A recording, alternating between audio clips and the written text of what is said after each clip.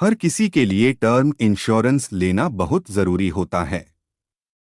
जिंदगी में अगर कोई अनहोनी हो जाए तो उस स्थिति में टर्म इंश्योरेंस की वजह से ही आपका परिवार आर्थिक संकट से बच सकता है।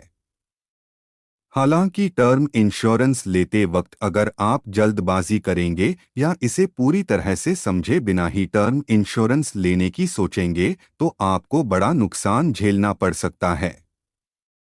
आइए जानते हैं टर्म इंश्योरेंस लेते वक्त किन बातों का रखना चाहिए ध्यान। एक, अपना फॉर्म खुद भरें। अक्सर लोग अपना टर्म इंश्योरेंस का फॉर्म किसी एजेंट से भरवाते हैं, लेकिन आपको ऐसा नहीं करना चाहिए। आपको फॉर्म को अच्छे से पढ़ना चाहिए और बिल्कुल सही जानकारी ही मुहैया करानी चाहिए। अगर आप एजेंट से फॉर्म भरवाते हैं तो वह अपने फायदे के चक्कर में पढ़कर आधी अधूरी जानकारी दे सकता है, जिससे आपको बाद में दिक्कत हो सकती है और आपका क्लेम तक रिजेक्ट हो सकता है। दो, अपने नॉमिनी को पॉलिसी के बारे में बताएं। अक्सर टर्म इंश्योरेंस पॉलिसी लेने वाले लोग एक बड़ी गलती करते हैं कि वह अपने नॉमिनी को इसके बारे में नहीं बताते हैं। पॉलिसी लेते ही अपने नॉमिनी को ये पता देना चाहिए कि आपने अपने नाम पर पॉलिसी ली है। नॉमिनी को पॉलिसी के बारे में सारी जानकारी देनी चाहिए ताकि अगर कोई अनहोनी हो जाती है तो आपके नॉमिनी को क्लेम प्रोसेस करने में दिक्कत का सामना ना करना पड़े। तीन, लोन और खर्चों को रखें ध्यान। जब आप टर्म इंश्योरेंस ले रहे हों तो यूं ही बिना सोचे समझे किसी भी अमाउंट का टर्म इंश्योरेंस ना लें।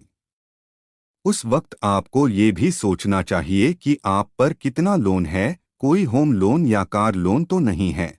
आपके ना होने पर भविष्य में क्या खर्चे हो सकते हैं, सब कुछ सोचकर ही आपको टर्म लोन लेना चाहिए। अगर ऐसा नहीं होगा तो आपके ना होने पर आपका परिवार पैसों की किल्लत से जूझेगा। चार, राइडर्स लेना ना भूलें। बहुत सारे लोग इंश्योरेंस राइडर्स की अहमियत नहीं समझते हैं। टर्म इंश्योरेंस में राइडर्स जोड़ देने से आपको कुछ अतिरिक्त फायदे मिलते हैं। आप क्रिटिकल इलनेसेस या एक्सीडेंटल डेथ जैसे राइडर जोड़ सकते हैं। आप अपनी ज़रूरत के हिसाब से राइडर देख सकते हैं और उसे अपनी पॉलिसी में जोड़ सकते हैं। पाँच, सिर्फ क्लेम सेटलमेंट रेशियो ना देखें। जब आप किसी कंपनी से टर्म इंश्योरेंस खरीदें उस वक्त सिर्फ क्लेम सेटलमेंट रेशियो ना देखें। आपको कंपनी की रेप्यूटेशन, ग्राहक सर्विस और क्लेम एक्सपीरियंस के बारे में भी देखना चाहिए। जरूरी नहीं कि जिस कंपनी का क्लेम सेटलमेंट रेशियो ज्यादा हो वह कंपनी भी अच्छी हो। छह, टर्म इंश्योरेंस लेने में देरी ना करें। टर्म इंश्योरेंस के मामले में आपको सबसे जरूरी ये समझना होता है कि इसमें देरी नहीं करनी चाहिए। आप जितनी कम उम्र में टर्म इंश्योरेंस लेते हैं आपको उतना ही कम प्रीमियम देना होगा।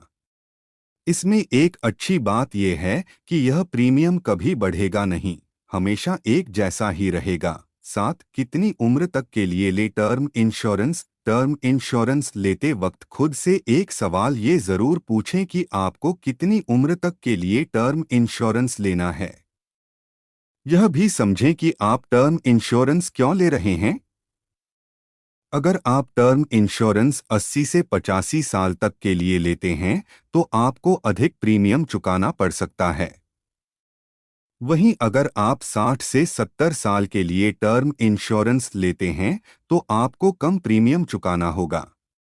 ज्यादा उम्र तक के लिए टर्म इंश्योरेंस लेने का कोई फायदा नहीं है, क्योंकि आपको सिर्फ उतने वक्त तक के लिए परिवार को सुरक्षा देनी है जब तक कि वह खुद अपने पैरों पर खड़े ना हो जाएं। उम्मीद है आपको मेरा ये वीडियो पसंद आया होगा।